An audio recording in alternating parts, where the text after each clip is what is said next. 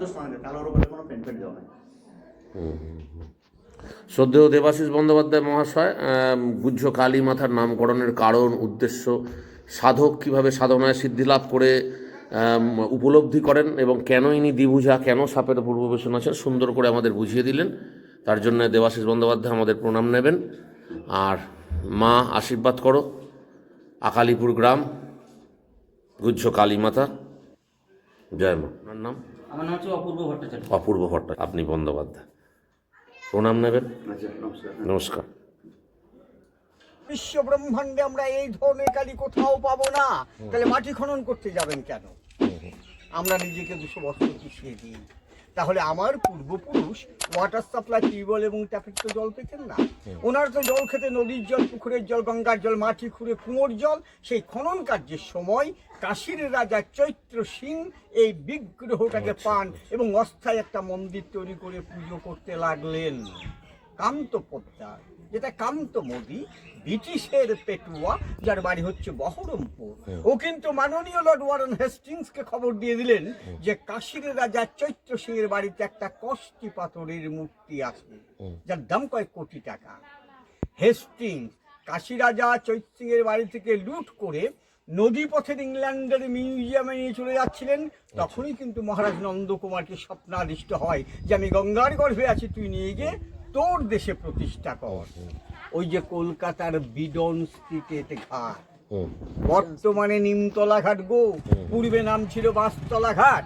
মহারাজ নন্দকুমার নবাব সিরাজউদ্দৌলার পতনের পর মির্জাফরের আমরা যখন দেওয়ান, বাংলা বিহার উড়িষ্যার দেওয়ান, তখন ওই বিডন স্ট্রিটের ঘাটে এই মূর্তিটাকে ধরলেন যে এই বিগ্রহ তোমাকে আমি ইংল্যান্ডে নিয়ে যেতে দেব না, কেননা এটা আমাদের দেশের সম্পদ। শুধু অর্থ দিয়ে বিচার করা যায় না গো, কয়েক কোটি টাকাটা বড় কথা নয়, একটাই বড় কথা, সেটা হচ্ছে বিশ্বের অদ্বিতীয় কালী। উনি নৌকা যুগে মাঝি মোল্লাকে দিয়ে এটা এখানে পাঠিয়ে দিলেন। প্রশ্ন করুন ভাই সুব্রত, কলকাতার মতো সেল্টার কমিউনিকেশন থাকতে এই ওয়াজ পাড়াগ্রামে পাঠালেন কেন? কারণ কিন্তু উঠে আসে দুটো।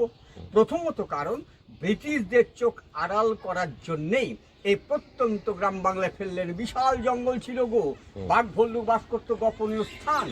ব্রিটিশ কিন্তু আকালিপুর গ্রাম চিনত না, তারা দিল্লি, কলকাতা, বোম্বাই, মাদ্রাস ইত্যাদি বড় বড় শহরকে চিনতেন। আর একটা কারণ, নন্দকুমারের জন্মটা হয়েছিল পাশের গ্রাম ভদ্রপুরে, তাই এটা ভদ্রপুর পাঠিয়ে দিলেন।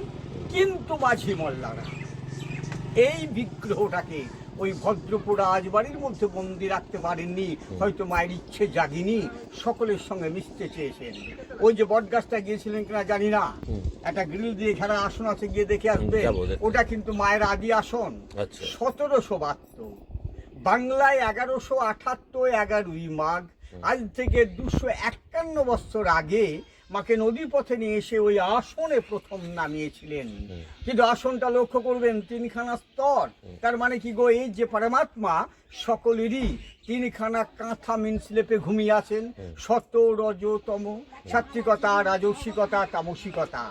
কেউ সাত্বিক ভাবে পুজো করেন বা করান, কেউ পুজোকে নিয়ে তামসাগিরি করেন। আমি কাউকে কম্পেয়ার করতে রাজি নই, নিজেকেই বলি সরস্বতী পুজো 2খানে বেশি সম্ভব নয়, 3.5 ঘন্টা করে লাগে।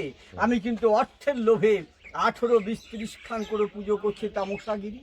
কেউ বা রাজরানীর মতো সেবা করেন, তার জন্য কিন্তু 2 শ্রেণীর পুরোহিত আছে। জেনে রাখো গো বাবা, বিশ্বে কেউ আমার চোখে পুরোহিত নাই। কারণ তোমার হিত বা মঙ্গলের জন্য তো